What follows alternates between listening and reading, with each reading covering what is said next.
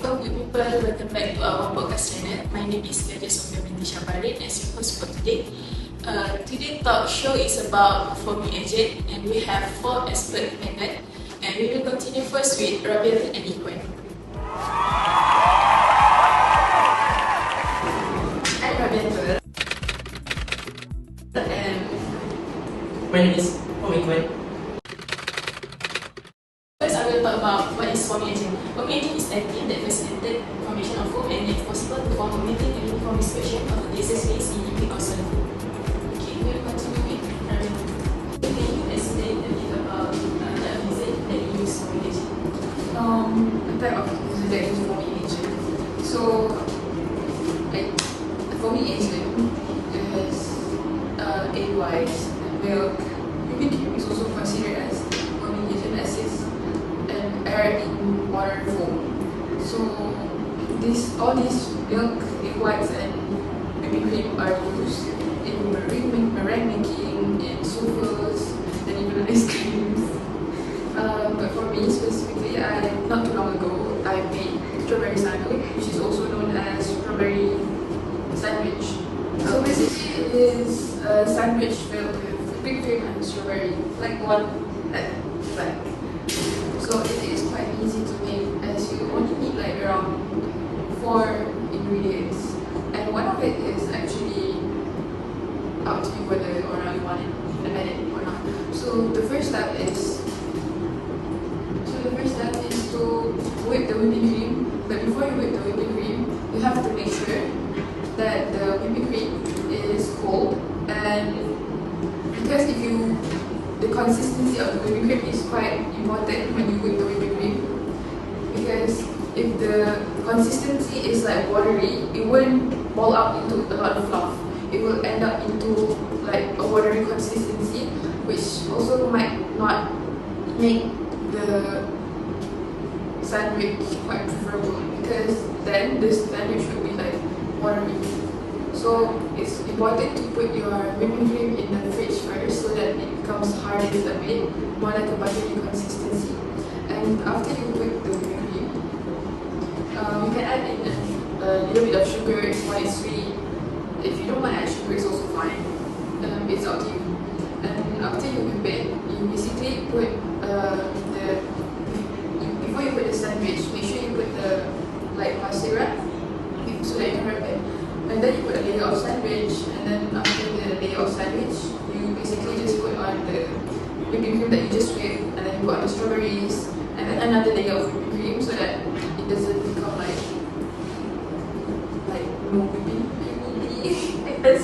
And then you put on the bread, and then before you cut it, you would have to put it in the refrigerator and let it chill for like about maybe 20 minutes, so that the cream that maybe just become a bit watery because it's put outside. But the whipping cream, if you put it outside at room temperature, it might become melt. It might melt. So after that, you put it in the freezer, and then 20 minutes, 30 minutes, and then you're free to cut it. And then it's best served while it's chill, just like in the video. Okay, Rab, can you tell us what is the downside of using foaming agent? The downside, specifically about whipping cream, for me, it's quite hard to make in my opinion, because you need to have the right temperature, the right consistency. It's a bit hassle. Okay, we will continue with Iqbal as the experience barista. What do you think to make your experience barista? To answer that question, to relate foaming agent as a barista is some beverage we are use foaming agent to produce some drinks. So we all know that barista should make our best drinks to serve the drinks to the customers, right? So we made cold foam. So cold foam is created by whipping unfed milk for around 20 seconds or 30 seconds.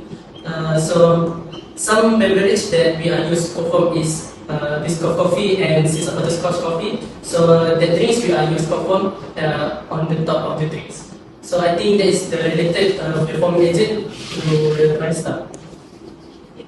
And tell us what is the benefits of forming agent?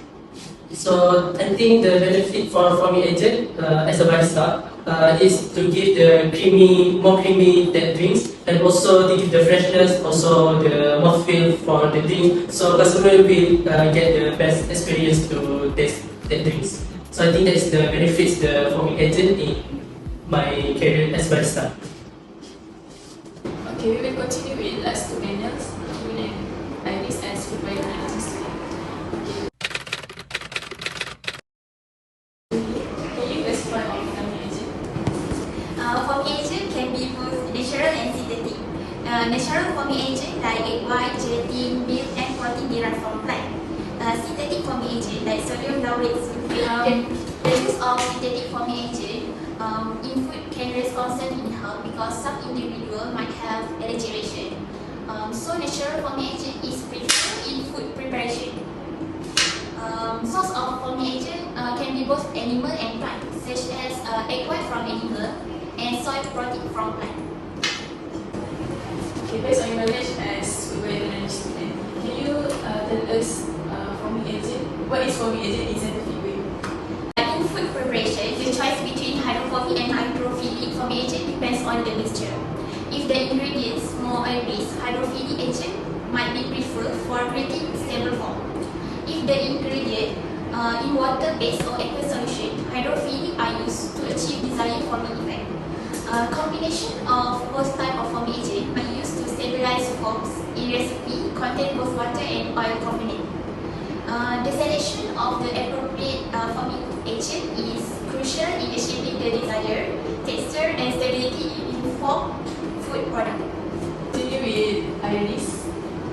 Iris, may I know how foaming agent can be non-halal for Muslim and any Islamic scholar use? So as we know, foaming agent as food additive, which give many benefits to food industry nowadays, right? So based on my readings from many trustful sources, especially from Dr. Zulkifli Al-Maghrib websites, he stated that every basic thing in Islam is harus, which is allowed. So the main policy that has been established in Islam is to bring the origin of something that has created by Allah SWT, which give goods and benefits to people. So whatever the goods or benefits, it is origin of it is halal. So this is based on fiqh method, al-aslu fil ashya al-ibaha. Origin of everything is harus. So therefore, nothing is haram unless there is an authentic and clear dalil from Quran, Sunnah, and Sharia that state its prohibition. So they say that it is permissible to use foaming agent as food additive in our food industry, but as long as we need to see what are the contents and the ingredients that mix with the foaming agent itself. So I will give you an example. Using foaming agent are really famous in production of ice cream and whipped cream. So as it enhances its stability by inhibiting the coalescence of the bubbles. So we must make sure that the production of ice cream and whipping cream itself does not contain any ingredients that is shubha and forbidden in Islam, which is stated in Al-Quran, Surah Al-An'am, verse 119. وَقَدْ فَصَلَ لَكُمْ مَا حَرَمَ عَلَيْكُمْ, which meaning that Allah has already explained to you what He has forbidden to you. So as we know, what Allah has prohibited us in food is such as lard, pork, or alcohol, and also many chemical substances that give harm to people's health. So that's all. Okay, we can conclude that foaming agent have pros and cons in food and beverages industry. Okay, that's all. Bye bye.